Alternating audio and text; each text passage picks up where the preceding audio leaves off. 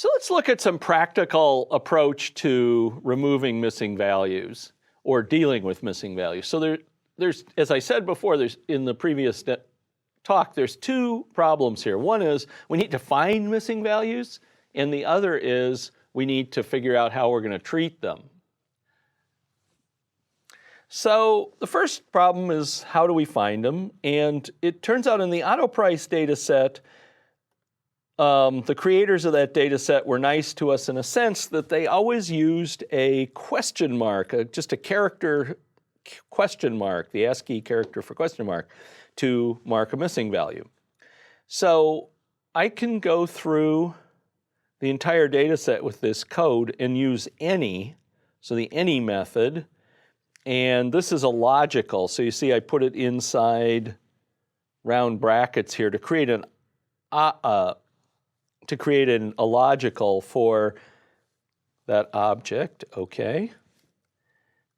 And here we go.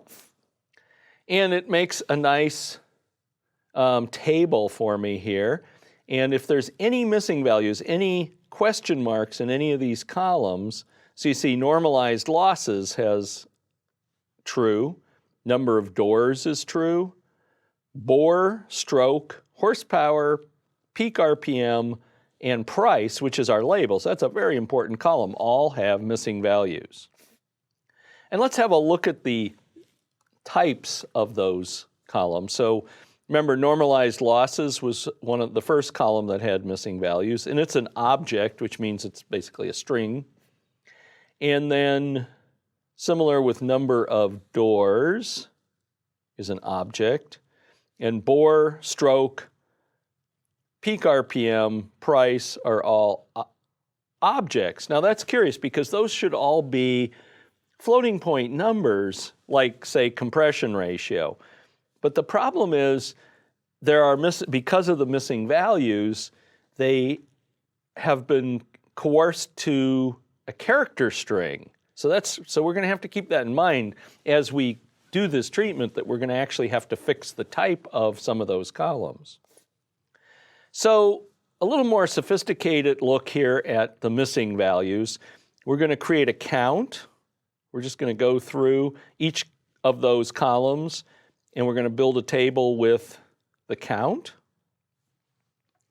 of missing values. And you can see normalized losses has a lot of missing values, 41 missing values. Recall there's only 195 cases in this entire data set. Number of doors is 2. Stroke, power, horsepower, peak RPM are, well, it's 4, 4, 2, 2, and then 4. So how do we treat these now? So one thing we can do right away is we can say normalized losses with 41 missing values, and it's not even clear what that means. We can probably eliminate that column. It's probably not that informative. Some of these others, if we're lucky, some of those missing values occur for the same cars and maybe they don't. So we can try that. So let's go ahead, and what we're going to do is use the drop method, the pandas drop method on normalized losses. We're going to do this in place. Now, whenever you have a pandas method like this that changes the shape of a data frame and it has an in place option, it's generally best to use that because that prevents using extra memory. It's just more scalable. And then we have these other columns which should be numeric but aren't necessarily numeric because they've had to represent that character question mark. So we're going to loop through those. We're going to change the question mark to a numpy, not a number. So that's now a numeric value, even though it's not a number, because we don't know what it should be. And we're going to do a drop. We then can apply the pandas drop NA method. And again, we can do that in place.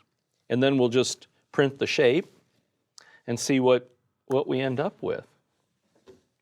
So we went from 205 rows to 195. So we've lost 10 rows to get rid of the missing values from bore, stroke, horsepower, RPM, and price. Well, maybe that's reasonable. And given that it's an easy method, we could try to interpolate if we could figure out what the statistics were, but there's a lot of variability in these autos, so it might be dangerous to do that.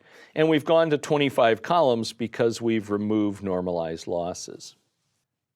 So that's far from comprehensive in terms of all the different things you might have to do to deal with missing values, but at least gives you an idea of what the workflow might look like and some of the issues you might encounter. For example, we still have to coerce the type of those numeric columns to actually be numeric.